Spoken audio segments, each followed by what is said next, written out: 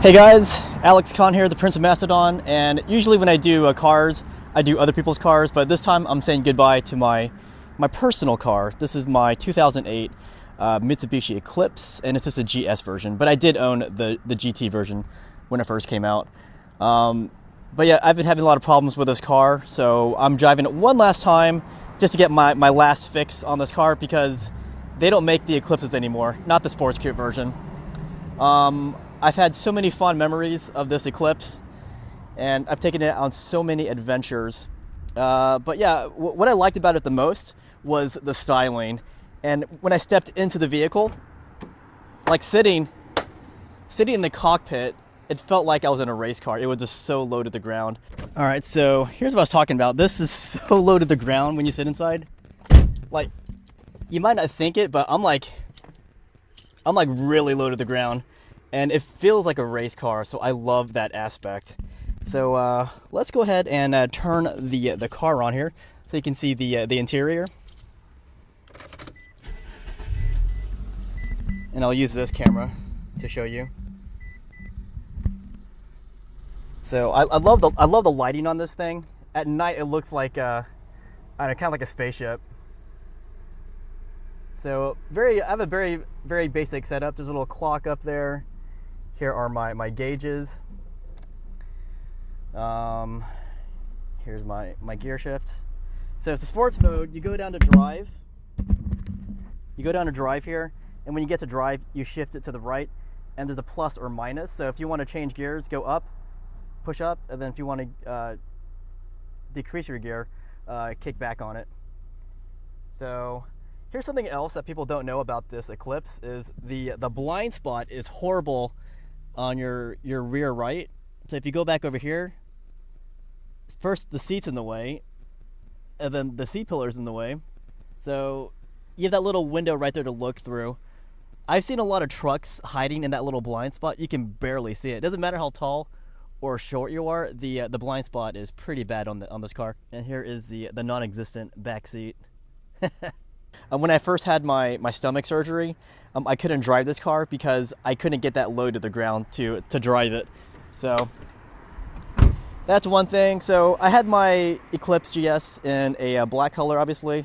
And then this car actually had a recall on the paint because the paint was peeling off at some points. I never got my car recalled, so I just left it like that. So I guess it added some distinctive character to it. The factory wheels are 17-inch alloy wheels, front and rear, and this is a front-wheel drive, which I know will turn off a lot of sports cars enthusiasts, but it's really no big deal. I prefer rear-wheel drive, but this one's front-wheel drive. So we'll take a quick look under the hood here, and this car is already burning up. I only drove it for like a mile, so kind of an issue. So again, this is the GS version. The GS version was just a 4-cylinder, 2.4 liter engine. There's not much to say about it, but this car has been leaking oil, and aside from a host of other problems, so I think it's just time to get rid of it. This car is 12 years old, so it's basically an antique now. Plenty of space. It's basically a hatchback. See that? So plenty of space. I got a lot of garbage back here. This is going in the dumpster. This just carries random things, but plenty of space, and you got your spare tire underneath all this. Sorry, I didn't bother to clean it up, but as you can see, plenty of space. So yeah, plenty of space, and we could kind of do a walk around here of my Eclipse. So here's the angle from the side here. So very beautiful. There were some things I wanted to do. I wanted to put a veil side spoiler on the back and get some black aggressive looking wheels for it. Here's the angle from the front. So beautiful. Any cars coming? There are. And here's from the driver's side. So, all right guys, one last startup for me. Oh. And I'll put this in my pocket here. This is my little microphone. Sorry it's so ghetto looking on film. But let's go ahead and take this car out for one last spin. By the way, I actually named my car Bucephalus because it's black, and it got me around, kind of like Alexander the Great's horse, Bucephalus. All right. Oh yeah, another car, I just saw a Subaru BRZ. So another car I considered greatly is the Toyota 86, which is basically the BRZ.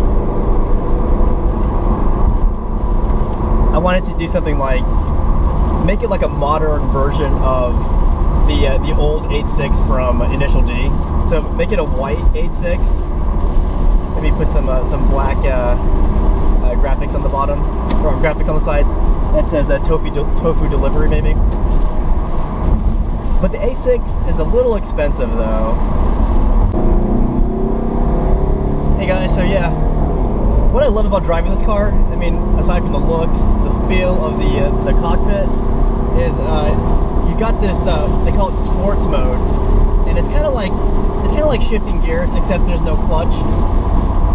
But back in the day, back in 2007, 2008, not every car had the sports mode, but nowadays a lot of cars have this sports mode. Let's get all my windows down here. So I could turn some music on and just relax, but I'm already really low to the ground, but if I want to get even lower, I can put my chair back like this, and then I'm really living it up in my Eclipse. But I'm really sad that I'm going to be saying goodbye to this car, but it's just necessity. You know, time will come for every car. You know, I thought about getting the crossover for the Eclipse just for the name, as I said in my driving aspect, but no, I want like a 2-door sports car. I mean, I could also get a 4-door sports car too. Like say a Dodge Charger 4-door would be pretty sweet. Probably not going to go get that though, because this year the price went up on those Chargers hardcore. I think right now the cheapest sports car 2-door, muscle car, pony car, whatever you want to call it, is the Mustang. But I don't know about the Mustang. I just wish Mitsubishi kept making sports cars. Here's something I don't get.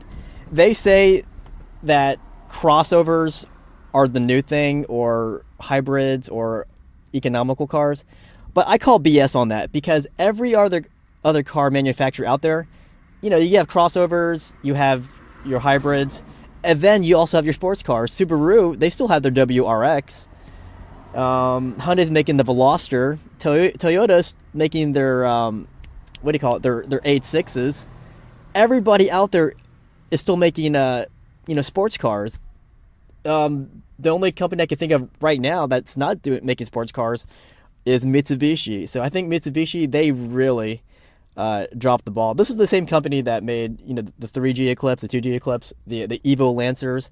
What happened to Mitsubishi? They hiding behind the excuse that consumers don't want this kind of car anymore is BS. Because again, every other sports car, or every other manufacturer out there, they are still making sports cars.